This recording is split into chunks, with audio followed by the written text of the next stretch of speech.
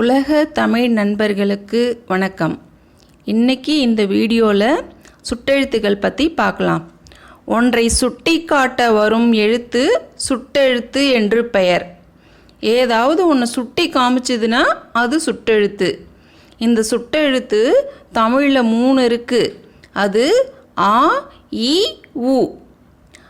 ஆனால் இந்த ஊ அப்படிங்கிற எழுத்தில் இன்றைக்கி வழக்கத்தில் இல்லை. ஆவும் ஈவும் மட்டும்தான் வழக்கத்தில் இருக்குது. உதாரணம் பாருங்கள். அவன், இவன், உவன். இதில் அவனில் ஆ என்பது சுட்டெழுத்து, இவனில் ஈ என்பது சுட்டெழுத்து, உவனில் ஊ என்பது சுட்டெழுத்து. அவன், இவன் இது 2ல் இருக்கக்கூடிய ஆ, இ இது 2 மட்டும்தான் இன்றைக்கி வழக்கத்தில் இருக்குது. ஊ என்ற சுட்டெழுத்து இன்றைக்கி வழக்கத்தில் இல்லை. இந்த சுட்டெழுத்து 4 வகைப்படும். அகச்சுட்டு, புறச்சுட்டு, அண்மை சுட்டு, செய்மை சுட்டு அப்படின்னு 4 வகைப்படும். இப்போ அகச்சுட்டுனா என்னன்னு பார்க்கலாம். சொல்லின் அகத்தே நின்று சுட்டுப்பொருளை தருவது அகச்சுட்டு. அதாவது ஒரு சொல்லோட உள்ளுக்குள்ளே இருந்து பொருளை தந்ததுன்னா அது அகச்சுட்டு.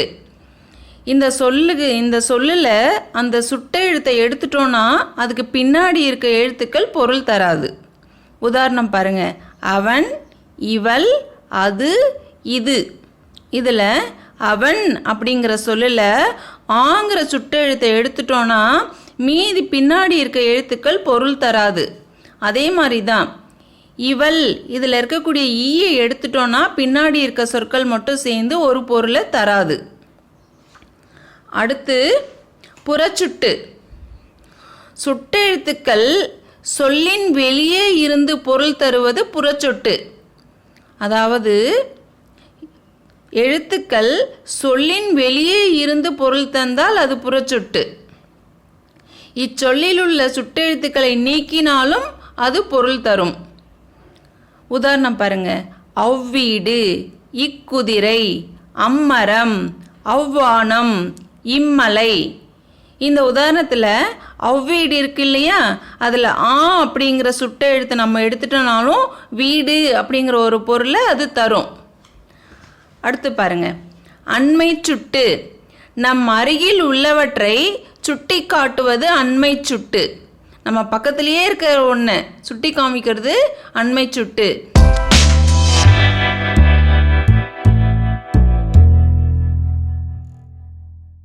அடுத்து பாருங்க. செய்மை சுட்டு. தொலைவில் உள்ளதை சுட்டி காட்டுவது செய்மை சுட்டு. நம்மளுக்கிட்ட இருந்து ரொம்ப தூரத்தில் இருக்கும், அதுதான் செய்மை சுட்டு. உதாரணம் பாருங்க. அவன், அவள், அது, அம்மரம், அவ்வீடு. இந்த செய்மை சுட்டி எல்லாமே ஆ அந்த எழுத்தில் தான் வரும். இந்த அண்மை சுட்டி எல்லாமே ஈங்கிற எழுத்தில் தான் ஆரம்பிக்கும். இன்னைக்கு சுட்டு எழுத்துனா என்னன்னு பார்த்தோம் இல்லையா? புரிஞ்சுக்கிட்டீங்களா? நன்றி.